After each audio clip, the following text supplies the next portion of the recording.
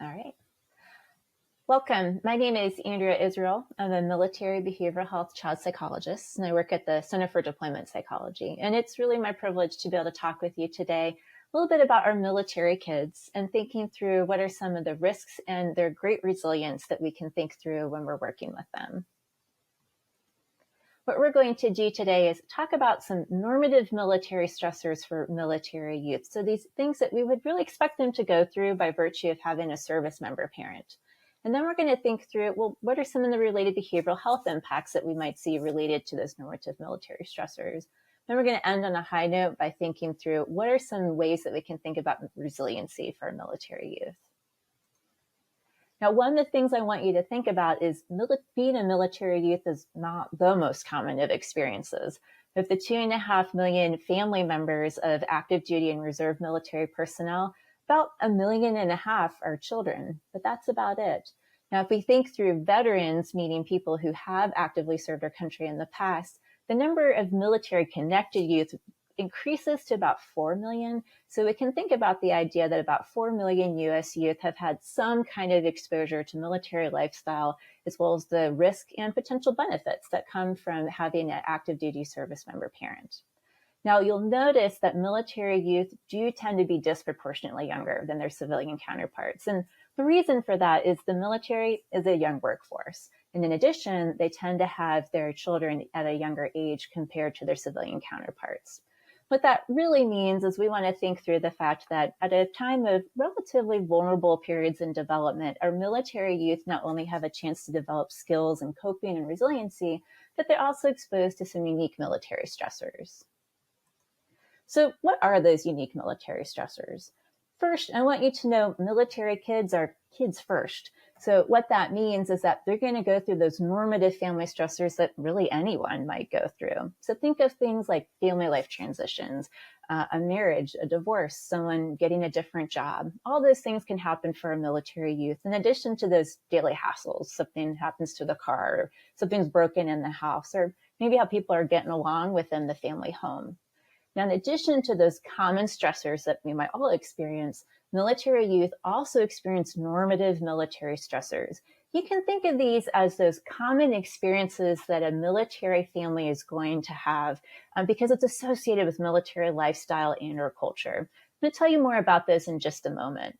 But in addition to those normal stressors and those normative military stressors, anyone, military or civilian related, can also have non-normative stressors. Those are those more extreme, unexpected stressors that could happen, and unfortunately sometimes rise to the level of catastrophe. You could think of a natural disaster, for example, as a non-normative stressor. So let's look a little more closely at what are those normative military stressors. One, the most common, is a frequent move or a relocation. We call that a permanent change of station, or PCS, in the military. When a military youth has a service member parent who is performing the duties of the military between kindergarten and 12th grade, that means they can move 6 to 9 times just within that time period, for example. Now, most of those moves will be within what we call the continental US, or CONUS, but some of them could also be OCONUS, or outside the continental US. That's because the military also needs our service members at installations at other locations. Most of those moves for military families are going to happen in East Asia or Europe if they do. Now, being part of the military means that service members are exposed to increased vulnerability for certain kinds of experiences compared to the civilian population. Those include both visible and invisible injuries. A visible injury would be something like a physical limitation, or in the most extreme situation can include something like an amputation. An invisible injury tend to be things like traumatic brain injury or post-traumatic stress disorder, TBI and PTSD. They are a bit more common within the military population than within the civilian population. And so that means that military youth might be exposed to a parent with one of those conditions at a higher rate than civilian youth. As you can imagine, when a parent has one of those needs, it does impact the functioning of the family in general, and it relates to maybe difficult conversations that some civilian youth just might not need to have. Now, being separated between the family and the service member parent is a pretty common experience actually within the military.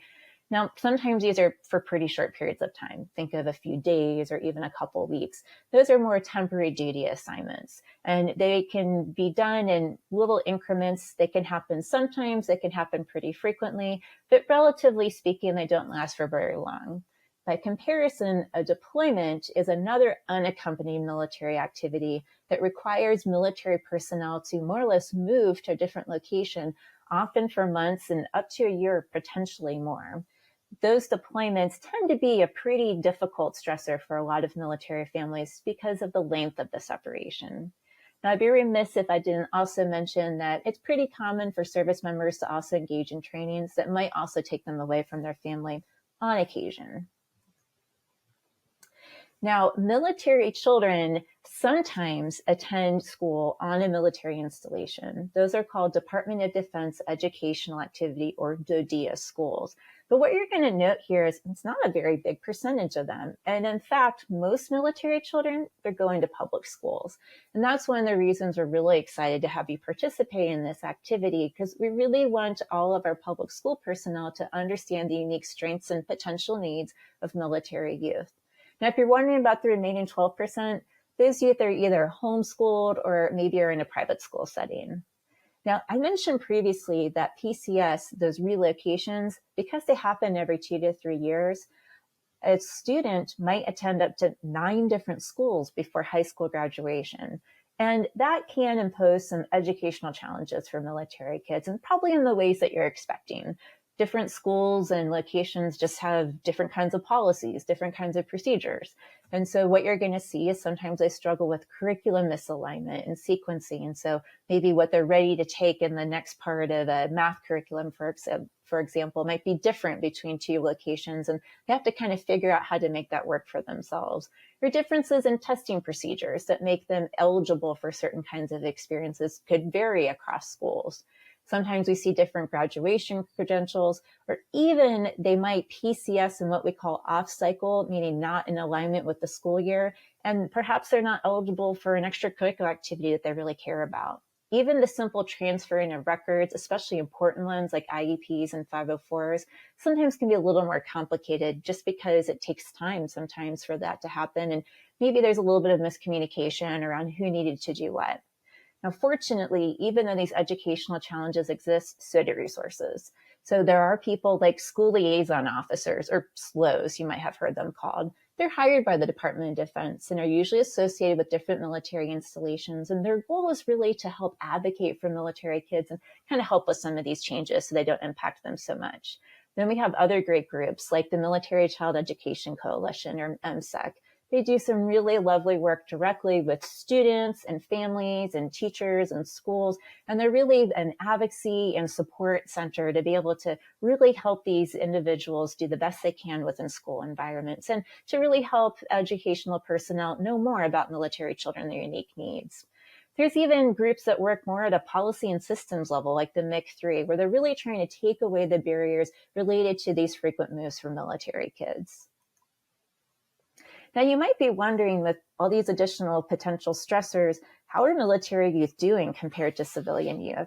And interestingly, they actually seem to be doing pretty well. In fact, they certainly don't experience mental health conditions any more than civilian youth. And there's pretty good data that suggests they might actually experience them quite a bit less. We're not entirely sure what to make of those numbers, but there are a couple of things that we can know. One is that the profile of needs amongst military youth looks an awful lot like the profile of needs amongst civilian youth. So, for example, we see anxiety and ADHD, or more behavioral adjustment issues, being the leading causes of need associated with mental health for military youth, just the same that we might see in the civilian population. Now, what we do see that's a little bit unique is that the timing of those behavioral health needs are associated with those normative military stressors for military youth. For example, in the weeks and months following a relocation or PCS, we do see an increase in behavioral health visits for military youth. If we look at deployment, for example, as the number of deployments increases, so does the likelihood that a child might make use of behavioral health services. If we think about an adolescent who maybe is struggling with substance use, over the course of a single deployment, we might see the number of visits they have for that substance use increase over that period of time. Now, parental injury is particularly associated with differences in functioning for military youth. As you can imagine, when a parent has experienced a severe injury, a lot of the family has to adjust and change to meet the needs of that individual, but it can get difficult to balance the needs of others. So we do tend to see that the number of preventative care visits goes down for military youth when a parent has an injury. And at the same time, the number of behavioral health visits increases, as do child maltreatment encounters and the use of psychiatric medication, or at least number of days of psychiatric medication. Deployment has been studied at length when it comes to military kids and families, and this has a little bit to do with the fact that we had an uptick in deployments post 9/11. So we had a real opportunity to understand what do families need during this period of time. And we have a few trends that we can talk about. One is that not all deployments are created equal. Some are uniquely contributory to decline in childhood psychosocial functioning, and those are the ones associated with combat exposure. Might make sense if you think about the fact that combat exposure might increase the needs of the service member parent when they return home. Increased numbers of deployments associated with combat exposure also heightens risk.